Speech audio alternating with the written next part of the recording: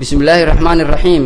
habeen wanaagsan dhageystayaal ku soo dhawaada barnaamijka la socod horumarka iyo dib u dhaca deegaanka oo aanu ku soo qaadanayno kulanka asbuuclaha ah ee wasaaradda shaqada dhalinyarada iyo isboortiga galmudug ay u qaban jirtay dhalinyarada deegaanada galmudug wiigiiba mar kaasoo ka dhacay hotel Embassy ee magaalada Gaalkacyo maalintii Khamiista ay taariikhduna ay ku beegnaa 15 bisha Maarso 2012 kulankan oo ay ka soo qayb galeen dhalinyaro aad u fara badan guddiga isboortiga galmudug iyo siyaasiyiin uu ka mid yahay siyaasi Cali Xaaji Dhoore ayaa lagu soo bandhigay dareyska xulka qaranka galmudug oo ku astaysnaa ereyada GMS loona soo gaabiyay galmudug state dareyska kooxda kubadda cagta ee matalaysa galmudug ay xiran doonaan ayaa waxa ay ka mid ahayd qalab isboorti oo ay soo dhiibeen dhalinyarada jaaliyada galmudug ee wadanka Sweden kulankan ka dhacay Khamiisii hotelka Embassy oo ahaa kulankii toddobaad ayaa ahaa mid wax badan ka bedelnaa kulamadii hore ee dhalinyarada waxaana laga dareemayay dardargelin iyo dhiirigelin ay ku soo saacidiyeen mas'uuliyiinta shirkadda isgaarsiinta Hormuud Telecommunication oo gacan dhaqaale ka geysanaya isla markaana hadiyado kala duwan guddoonsiye dhalinyaradii madasha kulankaasi isugu timid agaasimaha wasaaradda shaqada dhalinyarada ee isboortiska mudane Yoonis Xasan Diini oo kulanka furay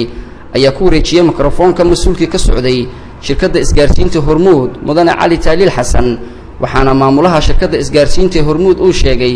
in shirkaddu afkeeda ku hadlaya ay diyaar u tahay ka qayb qaadashada horumarinta dhalinyarada deegaanada galmudug runtii isla markiiba la qaatay go'aanka uu tay oo waxiga samaawiga sidoo kale Soomaaliya markay xorriyadda qaadanayso waxa la yiraahdaa Israel dhalinyaro ahay rag dhalinyaro oo isku yimid oo runtii fakiray oo u fakiray dalkooda inay xorriyad u helaan ummad kasta oo ahaata inay horumar gaartana waxa uu kacaba bulshada qaybta dhalinyarada marka runtii dhalinyaradu haddaysan marhabaabin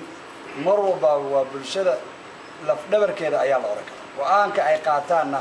qof celi kara haba yaraatay jirto waa lagu khasban yahay go'aankooda loo gaansado marka runtii aadaan ugu hambalyeynaya shirkina iyo socodka wada socotaan iyo talada la wadaagayana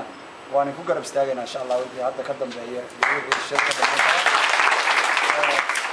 mudane Cali Xaashi Dhoore oo kamid ahaa siyaasiyiintii halka ka soo qayb gashay ayaa dhalinyarada isboortiga ee halka joogtay uga faallooday faa'iidada dunida oo isboortigu ku leeyahay waxaana hadaladiisi kamid ahaa dhowr jeer baan dhalinyarada anu la hadlay mustaqbalka dalkan ama ummadda meel kastoo joogto waa dhalinyaradu siday u dadaasho siday nadiif u tahay siday wax u barato siday wax u qabato taas weeye wadan walba horumarkiisa iyo maaragtay meesha uu yeegsanayo wadan waxa hormariya dhalinyaro nadiif ah oo caafimaad qabta oo wax barata marka inta tacliinta lagu dadaalo isboortiga lagu dadaalo isdhexgalka lagu dadaalo isboortigu waxyaalaha ugu fiican oo adduunka maanta waa la socotaan adduunka maanta dadka ugu qiimaha badan yaan oranayna ugu dhaqaalaha badan ugu lacagta badan waa dadka sportska adduunka maanta dhaqaalihiisa wuxuu ku socdaa sports wada arteen xayeysiintooda wada arteen marka la kala gadanayo laba laacib inta malaayiin oo laga bixinayo taas macnaheedu waxa weeye qiimaha uu sportigu leeyahay weeye inuu heerkaas marayo heerkaasna waa heerarka haddii aad si fiican u dadaashaan aad ka qayb geli kartaan wax kale loogama qayb geli karo sportigu wuxuu ku dhisan yahay xirfad wuxuu ku dhisan yahay caqli markuu wiilku goolka u goynayo iyo markuu dhiibayo iyo kulli waa xirfad la barto weeye marka xirfadaas haddii lagu dadaalo qof walba waa keeni karaa maanta ciyaartooyda ugu fiican adduunka dhan waxa laga soo gataa Afrika laga soo gataa waad aragteen kulli waa taqaaniin hadda waxay ku fiican tahay maanta telefishinka daartid waxaad arkaysaa sport iyo wax walba dhan adduunka dhan baa la socotaa marka dadkaas adduunka laga soo gadanayo oo sportsiyaasha oo magac leh oo adduunka maraya ayaad uga qayb gali kartaan markaas la isxil qaabo oo la socdo aad baan ugu mahadnaqayaa wasiirka iyo agaasimaha iyo qoladan sportiga ka shaqeysay oo sida fiican u dadaalaysa kulanka oo sidaan idin sheegay aad uga xiiso badnaa kulamadii hore ayaa waxa xiisaha gaarka u yeeliyay waxay ahaayeen abwaan Sharmooge oo heeso wadani ah halkaas ku soo bandhigay isaga oo ku luuqeynaya hees wadani ah oo aad u macaan isla markaana dhalinyaradu ay aad ugu riyaaqday Sharmooge oo garaacanaya kabankiisa waxa heestaasi u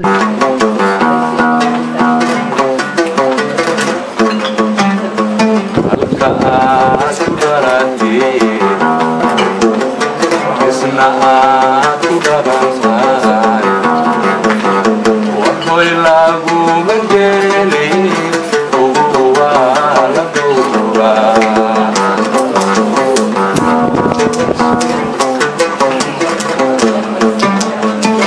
kaad ku dhalati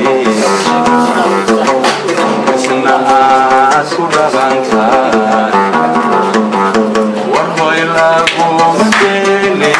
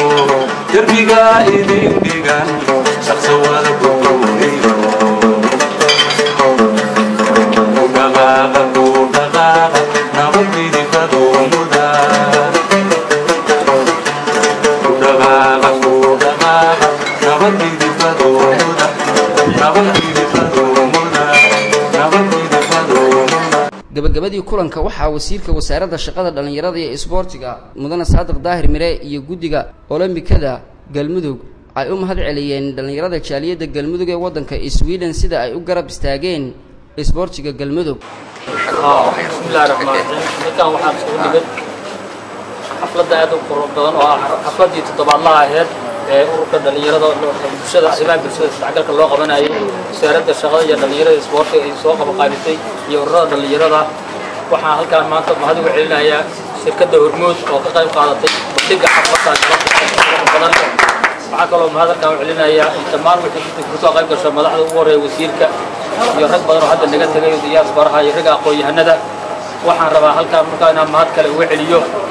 dharkan quruxda badan leh oo ujeediin oo galabta la gashan yahay oo xulka qaranka waa 15 maaliyadood 15 oo isku qiima 15 kaasi maaliyadood iyo duumahooda iyo macna diilaa guuroon yahay iyo sigsaantooda waxa soo dhiibay jaaliyada Sweden oo ugu horeeyaan Maxamuud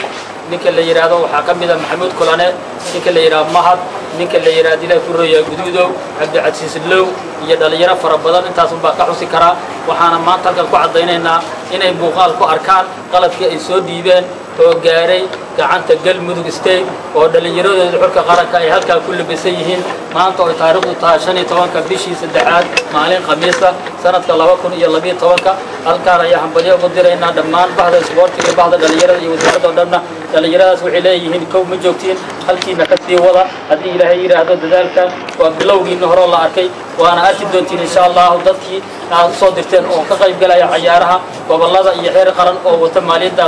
lacagta ku soo horteen markaana waxaan ku wareejinayaa wasiirka dhalinyarada ee shaqada isboortiga wadana Saadiq Daahir welcome